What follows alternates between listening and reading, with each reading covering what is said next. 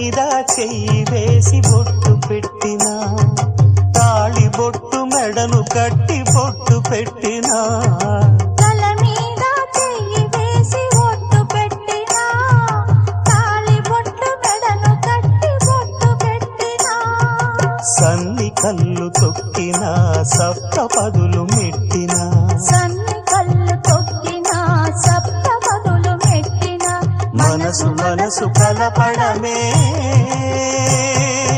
మంత్రం పరమార్థం.